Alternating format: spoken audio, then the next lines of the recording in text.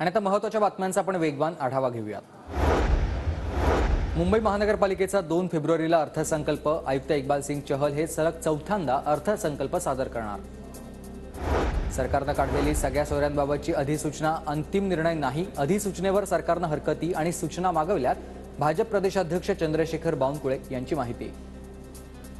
मुंबईत केवळ सत्ताधारी आमदारांनाच निधी मिळालेला विकास निधी आणि मुंबई महानगरपालिकेचा कारभार माहिती अधिकारात उघड झाला। मुंबईतील 36 पैकी केवळ 21 आमदारांनाच निधी मिळाला आहे। भाजपचे 4 नेते ईव्हीएम बनवणाऱ्या कंपनीत संचालकपदी नियुक्तीवर माजी केंद्रीय सचिवांचा आक्षेप। EAS शर्मांचं निवडणूक आयोगाला हे पत्र।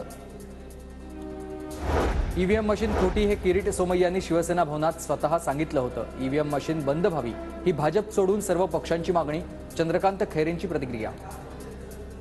आमदार सूर्यकांत दळवी भाजपच्या वाटेवर। उद्धव बाळासाहेब ठाकरे गटाला आणखी एक धक्का। 1 फेब्रुवारीला बावनकुळेंच्या उपस्थितीत दळवी भाजपमध्ये प्रवेश करणार असल्याची माहिती। परमबीर सिंग यांच्या विरोधातील खंडणी प्रकरण सीबीआयकडून तपास बंद करण्याचा अहवाल सादर। आरोप सिद्ध करणारे पुरावे आढळलेले नसल्याचं सीबीआयकडून स्पष्टीकरण। मुंबईच्या बीकेसीमध्ये लवकरच ईडीचं कार्यालय सुरू होणार। नव्या जागेसाठी ईडीला 362 कोटी रुपयांचा खर्च। MMRDSच्या अखत्यारीतील अर्धा एकर भूखंड मिळणार। पुण्याच्या मुळशीत अजित पवार गटाकडून बैठकीचं आयोजन। बैठकीत बूथ कमिटी, बूथ रचना, आगामी महिला मेळाव्याच्या नियोजनासह विविध स्थानिक समस्यांवर चर्चा। राज्यसभेसाठी अजित पवार गटाला महायुतीतून 1 जागा। सांगलीचे माजी महापौर इद्रिस नायकवाडी यांचं नाव चर्चेत। तलाठी भरती घोटाळ्याविरोधात पुण्यात विद्यार्थ्यांसाठी भाजप आक्रोश मोर्चा। पुण्यातील अलका टॉकीज चौक ते गुडलक चौकापर्यंत आम आदमी पक्षाकडून मोर्चाचं आयोजन। पुणे लोणावळा लोकल रेल्वे राज्यमंत्री रावसाहेब दानवे आज दाखवणार झेंडा। पुणे लोणावळा दरम्यान दुपारच्या सत्रात लोकल फेऱ्यांची वाढ। पुणे जिल्ह्यात मराठा सर्वेक्षणाचं काम 55%, मावळात 81%, मुळशीत 28%।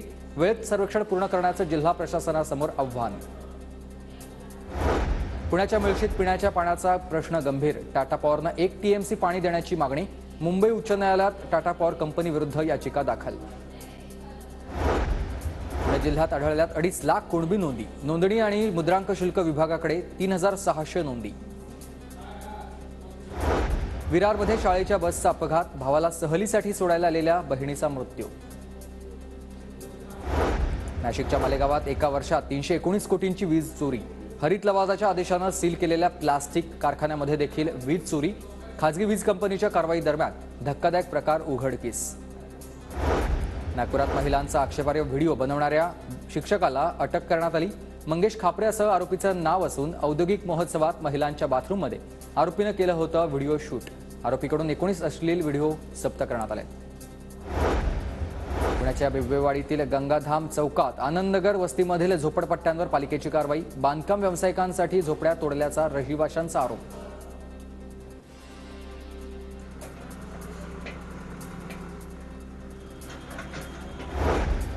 साताऱ्यातील कोयना धरणग्रस्तांच्या पुनर्वसनाबाबतची बैठक रद्द। मंत्री अनिल पाटलांसोबतची बैठक रद्द झाल्यानं धरणग्रस्त आक्रमक। धरणग्रस्त पुन्हा आंदोलन करण्याच्या तयारीत। अमरावती तालुका खरेदी विक्री संघाच्या निवडणुकीत काँग्रेस नेत्या यशोमती ठाकूर यांची एक हाती सत्ता। 17 पैकी 16 प्रतिनिधींची संचालकपदी बिनविरोध निवड। आगामी लोकसभा निवडणुकीमुळे राज्यातील 130 पोलीस निरीक्षकांच्या बदल्या। नागपुरातील सर्वाधिक 48 पोलीस निरीक्षकांच्या बदल्या। बदलीच्या ठिकाणी तात्काळ रुजू होण्याचे निर्देश। मुंबई महानगरपालिकेतील 750 अभियंत्यांची पदं रिक्त। तात्काळ पदं भरण्याची अभियंता संघटनेची आयुक्तांकडे मागणी। खेलो इंडिया स्पर्धेत कोल्हापूरच्या सोहम कुंभारला सोनेरी यश। 51 किलो वजनी गटात सोहम कुंभारला सुवर्ण यश। चेन्नईत सुरू असलेल्या खेलो इंडिया स्पर्धेत महाराष्ट्राच्या आदिती स्वामीचा डंका। तिरंदाजीत आदितीचा सुवर्ण पदकांच्या हॅट्रिकचा पराक्रम। पदक तालिकेत महाराष्ट्र अव्वल स्थानी। भुसावळमध्ये भाजीपाल्याच्या उत्पादनासोबत आवकही वाढली। वांगी 90 रुपयांवरून 60 रुपयांवर, तर गवार, वाल, शेंगा, भेंडीचे दर देखील घसरले।